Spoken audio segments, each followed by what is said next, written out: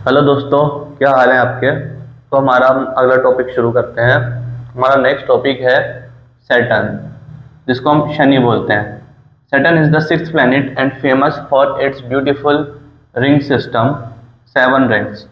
जो सैटर्न होता है वो हमारा सोलर सिस्टम का सिक्स्थ प्लैनेट है और ये बहुत फेमस है। इसके अराउंड बहुत सारी रिंग्स होती हैं। टोटल नंबर ऑफ रिंग्स होती हैं 7। One revolution in 29 years and 7 month. जो सैटर्न है एक रेवोल्यूशन 29 ईयर्स में और 5 मंथ में करता है। वन रोटेशन इन 10 आवर्स, और एक कंप्लीट रोटेशन 10 आवर्स में करता है। 10 आवर्स एंड 40 मिनट्स में, लगभग 10 घंटे में। नंबर ऑफ मून्स 53, इसके 53 मून्स हैं। इसके बाद हम यूरेनस देखते हैं। Uranus is the seventh planet and rotates on it's side.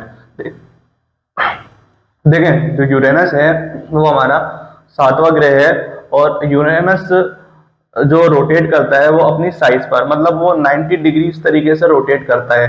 हमारे को सिर्फ उसके पोल्स दिखते हैं। क्या दिखते हैं? ओनली पोल्स, जब हम इसको टेलीस्कोप से देखते हैं। It has a pale blue colour. इसका कौन सा कलर है? Pale blue colour. यूरेनस सौरमंडल का 7वां ग्रह है और ये अपनी दूरी पर टेढ़ा घूमता है। इसका रंग हल्का नीला है। रेवोल्यूशन कितने टाइम में करता है सन के अराउंड? 84 ईयर्स में, और रोटेशन 7 आवर्स एंड 14 मिनट्स में। और इसके कितने उपग्रह हैं? 27 उपग्रह हैं, मीन सैटेलाइट्स हैं। इसके बाद हम देखते हैं नेपच्यून। नेपच्यून जो है हमारा 8th प्लेनेट है, और ये सबसे दूर का प्लेनेट है सोलर सिस्टम का। It is known for deep blue colour and strong wave. अगर आप देखेंगे नेपच्यून को टेलीस्कोप से तो ये आपको बिल्कुल गहरे ब्लू कलर में दिखेगा, और इसके अंदर तेज हवाएं चलती हैं। नेपच्यून और सौरमंडल का 8वां और सबसे दूर का ग्रह है। इसका रंग गहरा नीला होता है, और यहाँ तेज हवाएं चलती हैं। अब देखें, 8 प्लेनेट हो गए हैं। अगर हम देखें तो अगस्त 2006 से पहले 9 प्लेनेट थे। मींस जो प्लूटो है वो भी प्लेनेट की कैटेगरी में शामिल किया जाता था, लेकिन अगस्त 2006 के बाद इसको प्लेनेट की कैटेगरी से हटा दिया गया। किसने हटा दिया गया? किसने हटाया इसको? इंटरनेशनल एस्ट्रोनॉमिकल यूनियन द्वारा इसको हटाया गया। अब इंटरनेशनल एस्ट्रोनॉमिकल यूनियन ने 3 मेजर क्राइटेरिया बताए हैं किसी भी प्लेनेट को प्लेनेट मानने के लिए। सबसे पहले कि वो एक स्टार के अराउंड क्या करे? रिवॉल्व करे। क्या करे? इस तरीके से वो पूरा रिवॉल्व करे।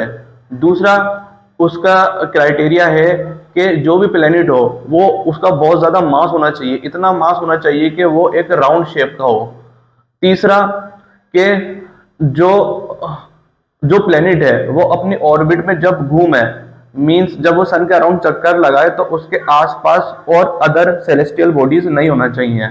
अब अगर हम देखें तो प्लूटो है वो शुरुआत की 2 कंडीशन फॉलो करता है, लेकिन 3rd कंडीशन फॉलो नहीं करता, क्योंकि प्लूटो का मास थोड़ा छोटा है। वो राउंड तो है लेकिन उसका मास कम है, जिसकी वजह से उसकी ग्रेविटेशन पावर इतनी नहीं होती है कि वो अदर सेलेस्टियल बॉडीज को अपने पाथ से हटा सके। मींस वो दूसरी सेलेस्टियल बॉडीज भी उसके पाथ के अराउंड ट्रेवल करती हैं।